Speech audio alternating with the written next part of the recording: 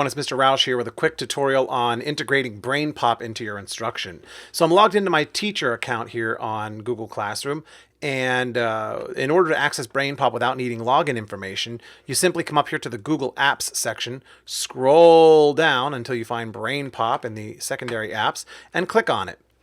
It's going to bring up the BrainPOP website, and you can skip this screen by clicking I don't want to set up single sign-on right now.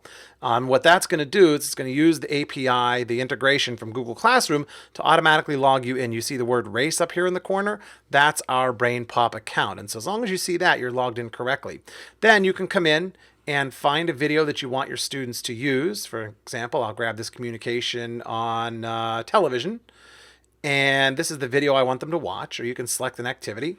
I'm going to copy this link right here.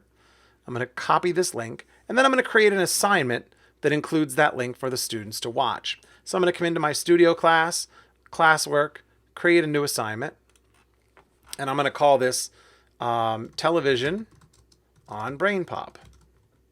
Watch this video, and then of course I could have them do an activity or attach a worksheet or whatever.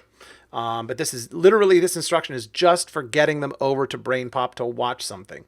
I'm not well versed on BrainPOP as far as setting up a BrainPOP classroom or having them do activities on BrainPOP. That's beyond the realm of my understanding of BrainPOP because I don't actually use it in my program. But if you want to just get them a video on BrainPOP, create the assignment. We're going to add a link, and I'm going to paste in the BrainPOP link that I copied from BrainPOP. You see it appears here on the television lesson. I'm going to assign what students I want to do this. In this particular case, for the purpose of teaching you, I'm just going to assign it to Jimmy Sample.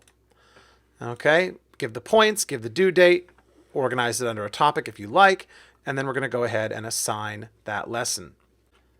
So now let's take a moment and see what that looks like on the student side of things. So we'll flip over to another web browser. I'm logged into Jimmy Sample's account. This is our sample student, and you see many teachers have added Jimmy to their classes. But let's get into the studio class, and we're going to look in the classwork. And here I see where Mr. Roush assigned me television on BrainPOP with no due date. I'm going to open that instruction, view that assignment, or I can go straight to the video, but let's view the assignment. You see the details where I tell them watch this video, and I can click on the BrainPOP lesson. You'll notice it opens BrainPOP in a new tab, takes me directly to the video I want Jimmy Sample to watch, and it's already logged me in using the Truman account. So that's a quick and easy way to integrate BrainPOP into your instruction without requiring a login on BrainPOP for your students.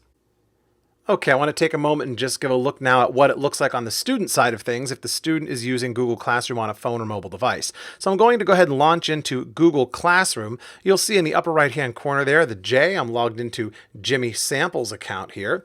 And I'm just going to drill down into my studio class. And there you see at the top the new assignment, television on BrainPOP. So I open the assignment up. I see the link there for television from BrainPOP. I'm going to go ahead and click on that. That's going to bring you over to a Google Chrome browser. If the student has Chrome on their phone, most of them likely do. Now, when I go to press play on this video, you're going to notice it's going to ask me to log into BrainPOP. That might be a little confusing for students, but all we have to do is make sure they click on G Suite for Education right there at the bottom. When I tap on that, it's going to say, what account are you using? And of course, I'm using Jimmy Sample with the pink J, so I'll tap on Jimmy Sample.